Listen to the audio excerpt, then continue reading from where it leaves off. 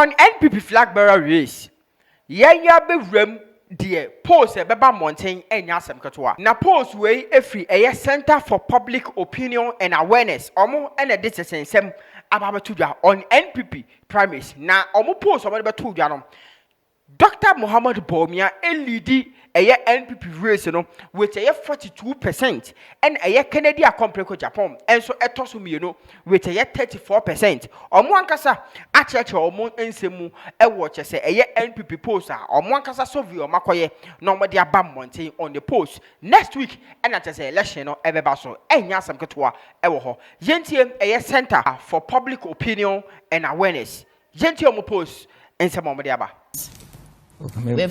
We've seen many polls leading to this particular election. I mean, it's not novel.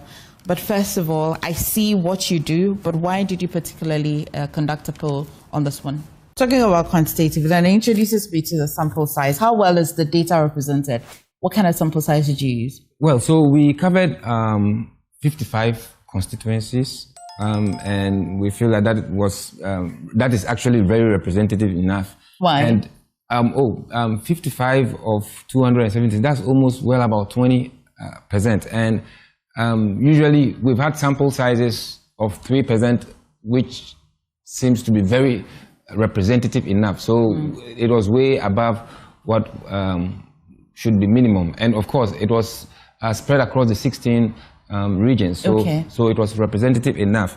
And then we went well above, I think, 1.5% of the delegates. So we had about 2,792 potential delegates responding to the survey, whose, responses were used to do the analysis. And yes, at the end of the day, Dr. Bawumia seemed to be the most popular candidate. He pulled 42% of the responses of those who wanted to vote for him. Followed by Honorable Kennedy Japan, 34%. So there's actually an 8-point lead on the side of Dr. Bawumia. Dr. Bawumia, okay. Yes, and then we have significantly something very important. We didn't focus on much of the other candidates because if they had, some of them had very reasonable, significant numbers, then we can bring them into the analysis. If not, then we would really be making it a bit crowded. So we focused on the leading two. But we had about 1/5 of the delegates saying that they were undecided.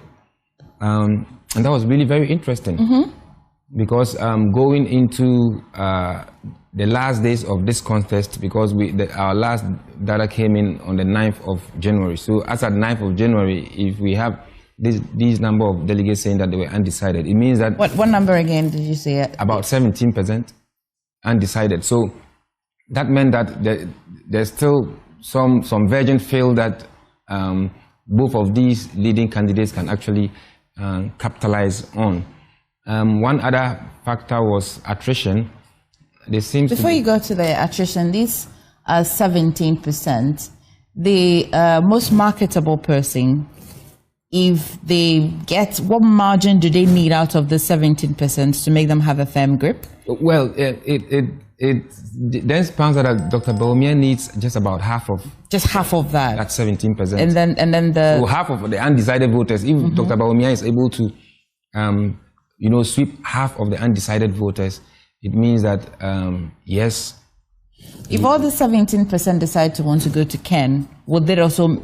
So that's going to be a problem for the front runner. Yes. Oh, I see. So that's basically. So it looks like there's still a number of people who are still sitting on the flanks. So these last days can really make a difference, and that's the reason why we're looking at it from the point that the possibility of a runoff is something that is on the table. Okay, Dr. Bawumia has 42% of marketable. You also say that Kennedy seemed to have a firm grip of the base. Yeah, so that's I want to get the dynamics is that about 81% of those who said they voted for Ken in 2023 are saying that they will vote for him again. And about 21%. 81%. 81. And then, that's large. Yes, that's large. And that's about 67%. Though in absolute numbers, when you bring it to absolute numbers, Dr. Bawumia's numbers might be larger than that of Ken because he he got more votes in the last, but in terms of loyalty, Ken has a more solid loyalty base than Dr. Bawumia. That sometimes, I mean, that can be explained a little bit because, you know, in the last primaries, he had some people with him. And you mudi and I heard details of a young post, send your musi HHM, send your post, you know, ACT, or more common some ever. Who are no more with him, you know, Dr. Duchum, Dr. Brian Champong. So all of them slid away, and of course they will slide away with their numbers. But as to whether these numbers on the election day are going to come back to the Bawumia camp will be a little bit of a problem. One thing we know about some of these elections is that during the campaign period, you get a lot of people following certain candidates.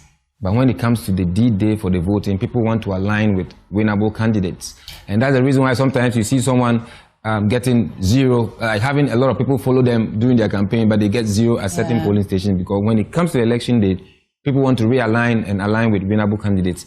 As to those who have left Dr. Bawumia's camp, as to whether they're going to return back to him is another case.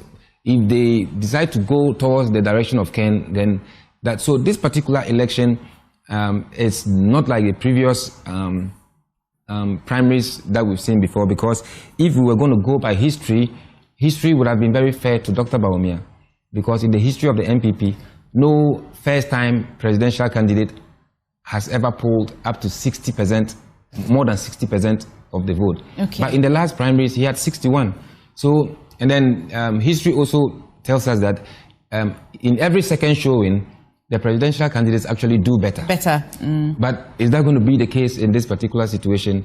The dynamics, so history actually is on the side of Dr. Bawumia, but whether that will be in reality, we're yet to see. In the bigger picture for subsequent elections, which is the most important thing every party should concern themselves with, which one is most needed? A marketable candidate or candidate that members are loyal to? So if you look at the survey, that question actually popped up, and we have about 34% saying that they are looking for a marketable candidate, someone who can actually, let's call it a winnable candidate. So yes, on that front, at the winnable candidate that they are looking at, we are yet to see whether who is going to be that winnable candidate. But there's something interesting happening in this particular primaries that I think that it has a very important, it's a reflection of how citizens and leaders, the whole congruence and how they are viewing leadership. We can see there's a very sudden drift to Honorable Kennedy Japan. And if you look at if you monitor some of the comments that are coming from people, it is not because they feel he is the most ideal leader that Ghana wants or Ghana needs. Let me say, it is much more in the direction of they want to try something new. It is just to tell us that the citizens are becoming very fed up or tired with the aristocratic leaders. And I've said it somewhere that His Excellency John Dramani Mahama is the last of a dying breed. And when I say the last of a dying breed, what I mean was that just because of what happened in the last 8 years, people were so disappointed in the political class, such that there was at the point that even the youth were clamoring for military rule. That meant that His Excellency John Dramani Mahama is trying to restore some hope back into that political class for us to start believing them that they can do something. And if he does, from history and research, if he does, will the people who seem to want to have an appetite for a new kind of regime, would they still have that appetite? So that's the thing. So if His Excellency John Dramani Mahama does excellently well, such that that hope is restored, then that whole experiment of Ken Japan is threatened. I'm telling you this, and we can mark it here and probably in the future. If His Excellency John Dramani Mahama, in his term of governance, unfortunately, commit some of the errors that were committed in the past, and then citizens begin to lose that hope back again, that puts someone like Kennedy Japan in a very good picture, in case he's able to make it pass But- this but plan. And that is that from a Center for Public Opinion and Awareness. Omo post omo de abatuja no omo so de ETP Dr. Muhammad Bawumia to lead NPP party no. Dowona TV. Chawade comment section.